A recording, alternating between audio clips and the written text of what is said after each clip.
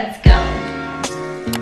Hello, it's me, Karina. Welcome back to my channel. I was doing a product research video where I found some really great products that are doing like about 13K a month. That's the minimum you should expect from the market. But in the process of that, I stumbled upon something really important that I wanted to share with you. And I'm going to give you a product example because it's basically how your product is going to sell and why you have the potential of selling your product even if your product has low reviews, even if you are new to the market, when you're comparing yourself against sellers that have been around for a very long time, that have had thousands of reviews. And that's kind of what I preach to all my students in my Amazon FBA program and the approach I like to take with my products, because that's how you ensure longevity and that your product is actually going to sell. A lot of people make the mistake in going to Amazon FBA with a very get rich quick type of mentality of, I'm going to launch this product and going to do really well with it because it's a fad or it's something very simple. But that's not the right way to approach it. The right way to approach a successful product is to have a product with actual value, because if you don't, everything else is going to catch up with you eventually.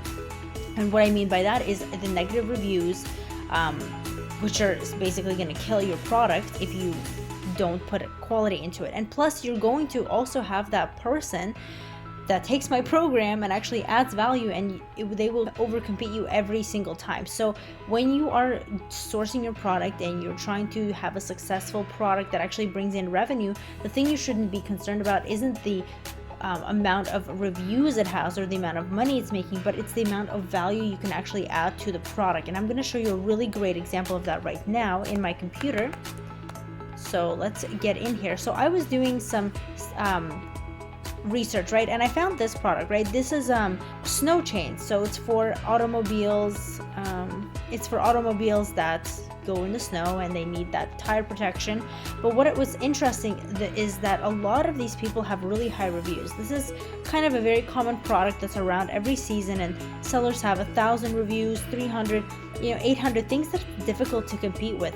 But there are a few sellers, in particular these two, that go in and do something different, that are able to sell really well with only 16 reviews and 13 reviews. So you ask yourself, what is that?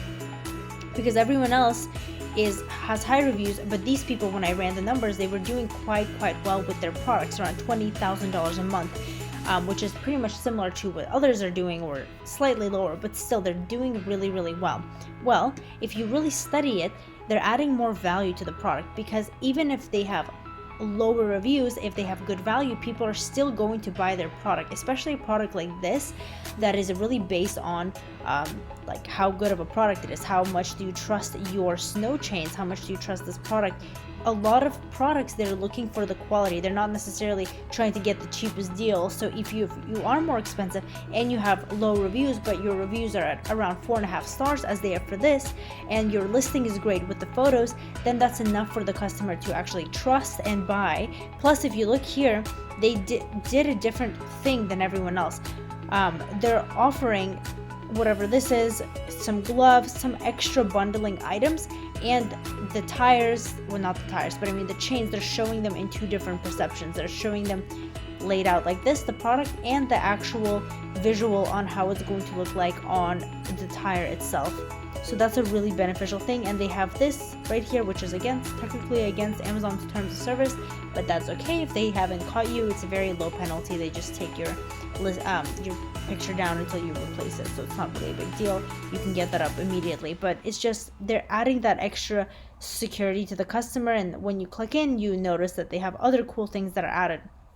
This person right here is offering a pack of 6, I believe, yes, set of 6, while everyone else is offering kind of a set of 2. So it's different. So they're pretty much like, let's say, less than twice the value of this person, the price, but they're offering 3 times more. So they're able to do something that gives them that type of advantage. And the chain looks better. I mean, I don't know anything about snow chains, but this just looks nice. And they kind of wrote it out here, and they're bundling other things too, similar to this one.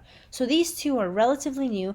They bundled it in. You can see none of these people are doing any of that. Literally nothing. It's essentially the exact same product of the chains, but the the part that's different is a bundle, and I can't imagine this being too expensive as well to kind of manufacture.